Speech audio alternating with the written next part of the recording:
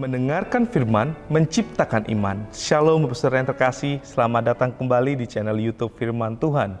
Sebuah channel yang menyediakan bahan perenungan akan kebenaran firman Tuhan. Pada kesempatan ini, kita akan merenungkan seri ke-29 dari program 360 khotbah mengubah kehidupan. Bagi Bapak Ibu Saudara yang masih belum melihat video seri-seri sebelumnya, bisa klik tautan yang muncul di atas. Puji Tuhan, Bapak Ibu Saudara yang terkasih, firman Tuhan pada kesempatan ini berjudul Mengalami Kecukupan, terambil di dalam Keluaran pasal 16 ayat 13-30. Demikian kebenaran firman Tuhan. Pada waktu petang datanglah berduyun-duyun burung puyuh yang menutupi perkemahan itu. Dan pada waktu pagi terletaklah embun di sekeliling perkemahan itu. Ketika embun itu telah menguap, tampaklah pada permukaan padang gurun sesuatu yang halus, sesuatu yang seperti sisik, halus seperti embun beku di bumi. Ketika orang Israel melihatnya, berkatalah mereka seorang kepada yang lain, "Apakah ini?" Sebab mereka tidak tahu apa itu. Tetapi Musa berkata kepada mereka, "Inilah roti yang diberikan Tuhan kepadamu menjadi makananmu. Beginilah perintah Tuhan. Pungutlah itu tiap-tiap orang menurut keperluannya. Masing-masing kamu boleh mengambil untuk seisi kemahnya, segomer seorang menurut jumlah jiwa." Demikianlah diperbuat orang Israel. Mereka mengumpulkan, ada yang banyak, ada yang sedikit. Ketika mereka menakarnya dengan gomer, maka orang yang mengumpulkan banyak tidak kelebihan, dan orang yang mengumpulkan sedikit tidak kekurangan. Tiap-tiap orang mengumpulkan menurut keperluannya. Musa berkata kepada mereka, "Seorang pun tidak boleh meninggalkan daripadanya sampai pagi." Tetapi ada yang tidak mendengarkan Musa dan meninggalkan daripadanya sampai pagi, lalu berulat dan berbau busuk. Maka Musa menjadi marah kepada mereka. Setiap pagi mereka memungutnya tiap-tiap orang menurut keperluannya. Tapi ketika matahari panas, cairlah itu.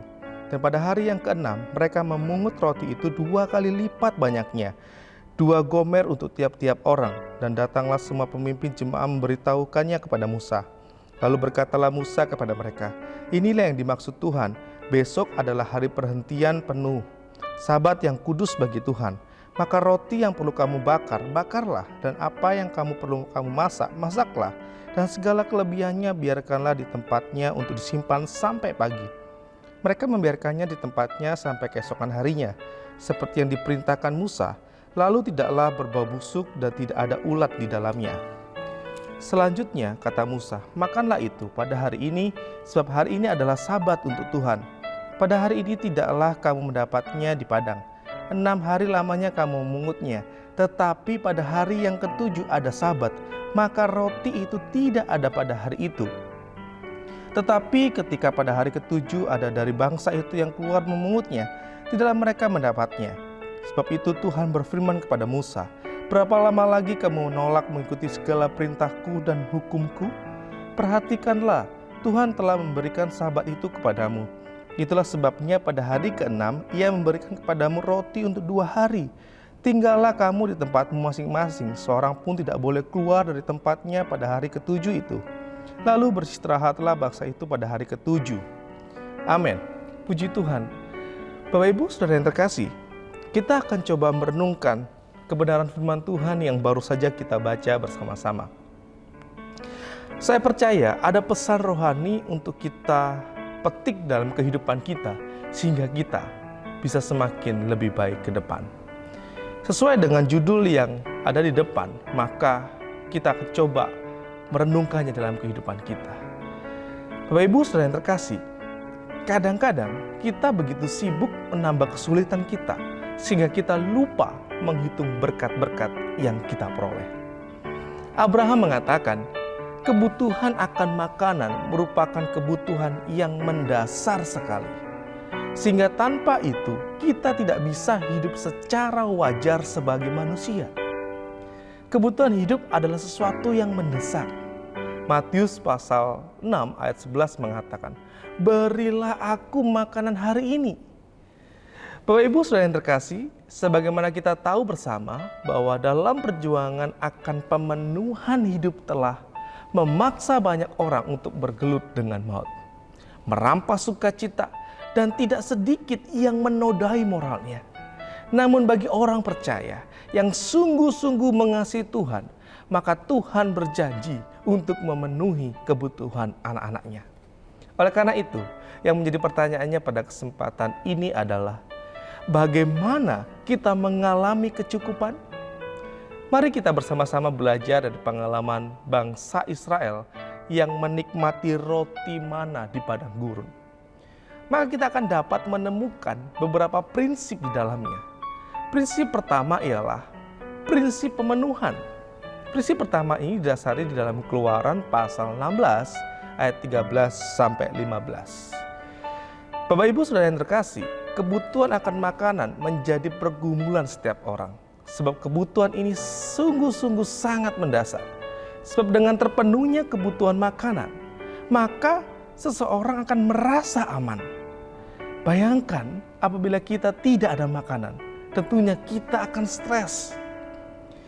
Bapak Ibu Saudara yang terkasih, perilaku bangsa Israel ketika diperhadapkan dengan tidak adanya makanan di padang gurun ialah menggerutu dan mencobai Tuhan. Wujud dari perhatian Allah kepada bangsa ini adalah memenuhi kebutuhan pangan mereka dengan cara mengirim burung puyuh dan mana.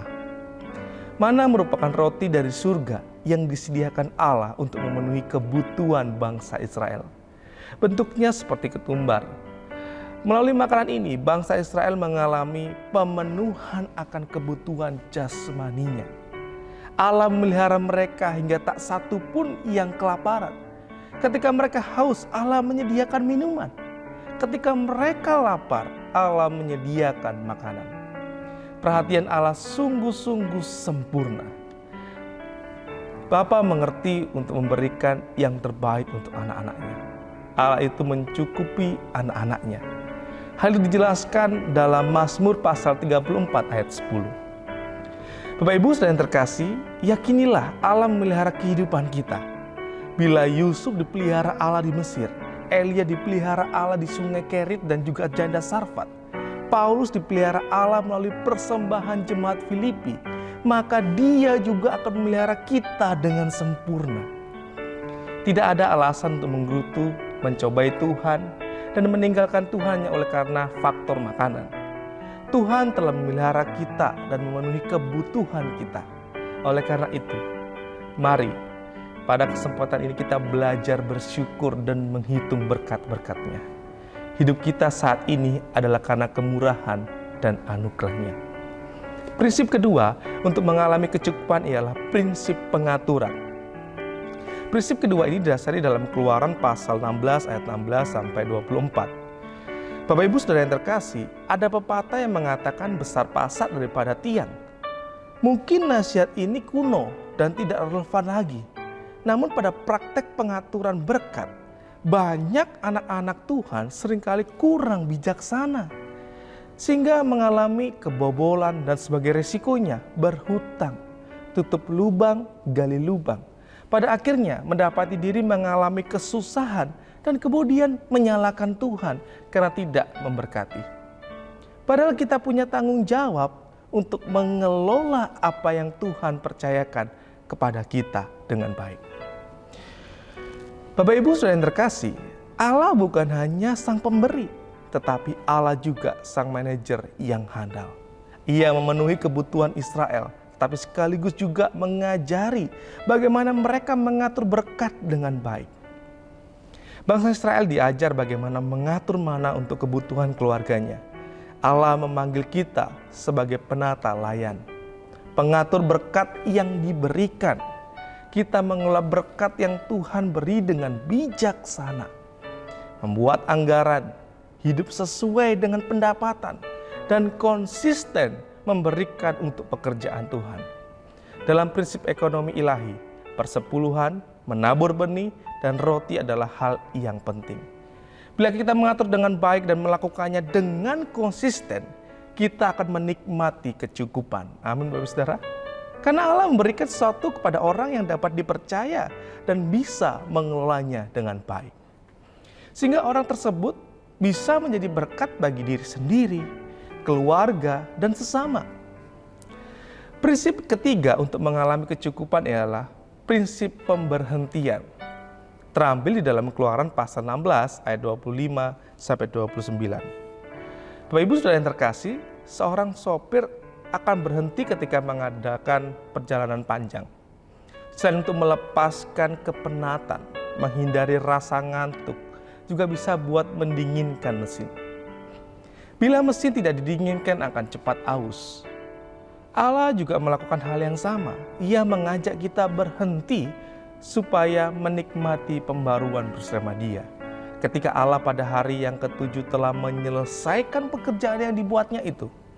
Dan berhentilah pada hari yang ke-7 dan menguduskan hari itu di dalam Kejadian pasal 2 ayat 2 sampai 3. Disinilah Allah berhenti bukan karena Ia lelah. Allah tidak pernah merasa lelah. Bapak Ibu Saudara yang terkasih, Allah mengajari umatnya untuk menguduskan hari itu dan mengambil waktu beristirahat di dalam hadiratnya. Hari Sabat merupakan hari istirahat untuk orang Israel. Berdasarkan Keluaran pasal 20 ayat 8 sampai 11. Dan juga disebut perjanjian Tuhan. Waktu di mana bangsa Israel dipanggil untuk bersekutu, menyembah dan memprioritaskan Dia sebagai Tuhan dan penguasa alam semesta ini. Bagi orang percaya, Tuhan memberikan kesempatan untuk mendapatkan berkat. Namun di hari ke-7, Tuhan memanggil mereka untuk menikmati Dia. Bapak Ibu Saudara yang terkasih, hiduplah seorang pengemis yang kelaparan. Ketika seorang ibu belanja kue, sang pengemis itu memandang dengan penuh harap. Ibu tersebut jatuh belas kasihan, lalu diberikannya 1 kue untuk pengemis tersebut. Namun dipandang tidak cukup, sang ibu itu memberinya 6 kue sekali lagi. Kue itu dihabiskan, tinggal 1 kue yang sisa. Tuhan sudah memberi kita 6 hari untuk bekerja dan 1 hari pemberhentian. Sehingga waktu-waktu kita gunakan untuk mencari wajah-Nya. Namun seringkali kita lupa memprioritaskan Tuhan untuk berhenti.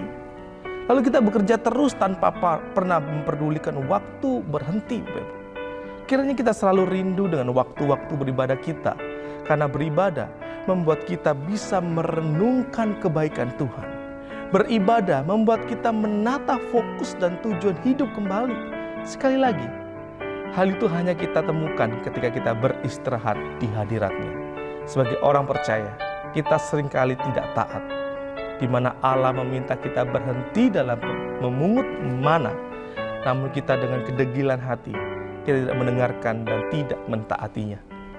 Dengan demikian, tidak ada hasil pungutan yang didapatkan, lenyap, dan sebagai gantinya kita mengalami kekeringan.